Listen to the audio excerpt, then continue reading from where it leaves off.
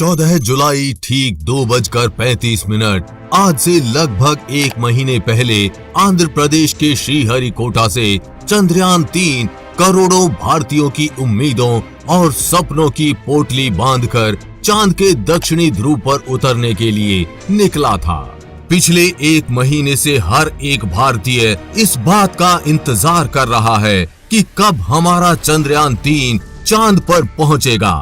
एक महीना गुजर जाने के बाद अब 23 अगस्त को 5:47 पर वो पल आने वाला है जिसका इंतजार हम करोड़ों भारतीय कर रहे हैं। यानी हमारा चंद्रयान-3 चांद की सतह पर उतरने वाला है। चांद पर उतरने वाले आखिरी 15 मिनट बेहद महत्वपूर्ण होते हैं। इसरो के लिए इस मिशन का ये बेहद ही कठिन समय होगा।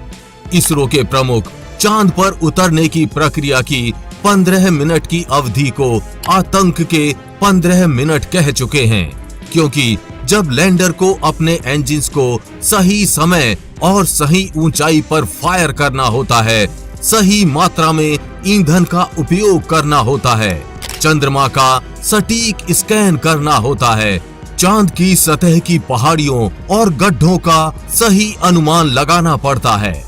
ये पूरी प्रक्रिया लैंडर अपने से करता है। वैज्ञानिकों का इस पूरी प्रक्रिया में कोई खास कंट्रोल नहीं होता, जिसका अर्थ है कि इसरो के वैज्ञानिक पृथ्वी से लैंडर का मार्गदर्शन करने के लिए बहुत कुछ नहीं कर सकते। यहाँ पर एक छोटी सी गलती पूरे मिशन को खराब कर सकती है। जैसा आपको पता होगा कि चंद्रयान-2 इन्हीं आखिरी 15 मिनट में क्रैश हो गया था, यानी उतरने वाले वो 15 मिनट चंद्रयान-3 के लिए भी बेहद महत्वपूर्ण होंगे।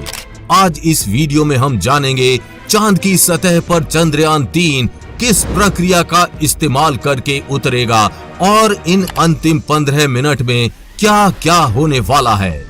हमें आशा है कि ये पूरा वीडियो ध्यान से देखने के बाद आपका इस टॉपिक से जुड़ा कोई सवाल नहीं रहेगा। तो चलिए जानते हैं आसान हिंदी भाषा में विस्तार से। जैसा हम आपको हमारी काफी वीडियोस में बता चुके हैं, 17 अगस्त को ही चंद्रयान को चांद की 100 किलोमीटर ऊंचाई वाली गोलाकार कक्षा में डाला जाएगा।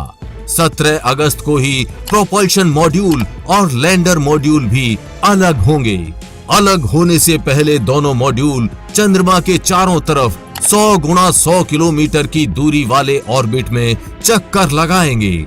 इसके बाद प्रोपल्शन मॉड्यूल चांद से 100 किलोमीटर ऊपर ही चक्कर लगाता रहेगा। अब लैंडर मॉड्यूल चांद पर उतरने के लिए कदम आगे बढ़ाएगा, यानी प्रोपल्शन मॉड्यूल को लैंडर यहीं छोड़ देगा। सिर्फ अब लैंडर मॉड्यूल चांद पर उतरने के लिए जाएगा। 18 और 20 अगस्त को डी ऑर्बिटिंग होगी, यानी चांद के ऑर्बिट की दूरी को कम किया जाएगा। लैंडर मॉड्यूल 100 गुणा 30 किलोमीटर के ऑर्बिट में जाएगा। इसका मतलब है कि लैंडर मॉड्यूल इस ऑर्बिट में जाने के बाद चंद्रमा से सबसे दूर 100 किलोमीटर और सबसे नजदीक 30 किलोमीटर दूर होगा। इसके बाद लैंडर मॉड्यूल 3 दिनों तक इसी ऑर्बिट में चक्कर लगाएगा। अब आपका सवाल हो सकता है कि जब लैंडर मॉड्यूल 3 दिन पहले पहुंच जाएगा तो इसी दिन लैंडिंग क्यों नहीं करेगा? तो उसका जवाब है 20 तारीख को लैंडर मॉड्यूल जब चांद के पास पहुंचेगा तो उस समय चांद पर रात होगी। चंद्रयान-3 को चांद की रात में काम करने के लिए डिजाइन नहीं किया गया है। 23 तारीख को चांद की पहली सुबह होने वाली है, इसलिए लैंडर मॉड्यूल इसी ऑर्बिट में 3 दिन तक चक्कर लगाता रहेगा।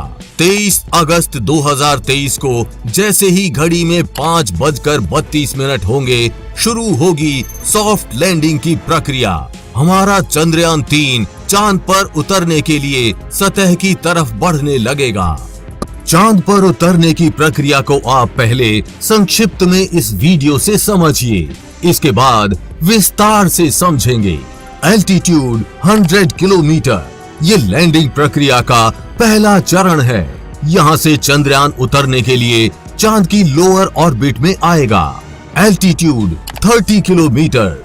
दूसरा चरण इतनी ऊंचाई पर आने पर लैंडर मॉड्यूल के दोनों थ्रस्टर्स इंजन शुरू होंगे और स्पीड 6000 किलोमीटर प्रति घंटा से धीरे धीरे कम होना शुरू होगी।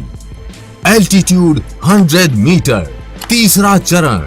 इतनी ऊंचाई पर आने पर लैंडर मॉड्यूल चांद की सतह को स्कैन करना और फोटो लेना शुरू करेगा। Slowed descent. चौथा चरण। यहाँ चांद की सतह से ऊंचाई ना के बराबर रहेगी और स्पीड कम होकर 0 किलोमीटर प्रति घंटा तक आ जाएगी। Take down. ये लैंडिंग प्रक्रिया का 5वां और आखिरी चरण है। यहाँ हमारा चंद्रयान 3 चांद की सतह पर होगा। अब समझते हैं विस्तार से। जब 5:32 पर चंद्रयान 3 उतरने लगेगा तो चंद्रयान 3 के लैंडर मॉड्यूल की ऊंचाई एल्टीट्यूड 100 किलोमीटर यानी चांद से 100 किलोमीटर ऊपर होगी और ये चांद की लोअर ऑर्बिट में एंटर करेगा। इस समय इसकी स्पीड 6000 किलोमीटर प्रति घंटा से अधिक होगी।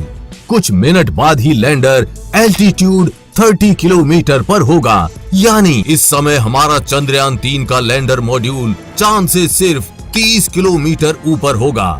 सबसे पहले लैंडर मॉड्यूल के दोनों थ्रस्टर्स इंजन शुरू होंगे। अगर ये दोनों इंजन काम नहीं करते हैं तो इसमें बैकअप के लिए 2 एक्स्ट्रा इंजन और लगाए गए हैं। नीचे उतारने के लिए थ्रस्टर्स इंजन इसलिए ऑन किए गए हैं क्योंकि ये पावर्ड ब्रेकिंग चरण है, यानी इन दोनों इंजन्स के माध्यम से लैंडर मॉड्यूल की स्पीड को कम किया जाएगा। इस समय चंद्रयान 3 के लैंडर मॉड्यूल की स्पीड 6000 किलोमीटर प्रति घंटा से अधिक होगी। ये दोनों इंजन ही स्पीड को धीरे धीरे 0 तक ले जाएंगे। 5 से 7 मिनट बाद यानी घड़ी में जब 5:39 हो रहे होंगे, लैंडर मॉड्यूल चांद की सतह से 100 मीटर की ऊंचाई पर आ जाएगा। 100 मीटर की ऊंचाई पर लैंडर बाधाओं के लिए सतह को स्कैन करेगा, यानी जिस यंत्र का इस्तेमाल करके लैंडर सतह को स्कैन करेगा उन दोनों का नाम है laser Doppler velocity meter LDV और lander horizontal velocity camera LHVC। Laser Doppler velocity meter जमीन पर उतरते समय 3D लेजर फेंकेगा। ये लेजर जमीन से टकराकर वापस लैंडर मॉड्यूल तक आएगी और बताएंगी कि सतह कैसी है, ऊंची नीची ऊबड़ खाबड़। इसके आधार पर वो लैंडिंग के लिए सही जगह का चुनाव करेगा। इसके अलावा 2 और दिशाओं में भी लेजर जाएंगे। वो ये देखेंगे कि कहीं सामने या पीछे की तरफ कोई ऊंची चीज तो नहीं है जिससे लैंडर के टकराने का खतरा हो। इसके साथ ही LHVC जो जमीन के नीचे के हिस्से की तस्वीर लेना शुरू करेगा, वो भी गति में, ताकि लैंडर के उतरने और हवा में तैरते रहने की गति का पता चल सके, साथ ही खतरों का अंदाजा हो सके।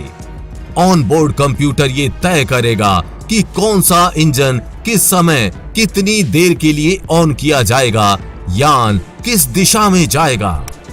अगर कोई बाधा आती है चंद्रयान 3 को तो टारगेट स्थल से आगे पीछे ले जाने की व्यवस्था रहेगी।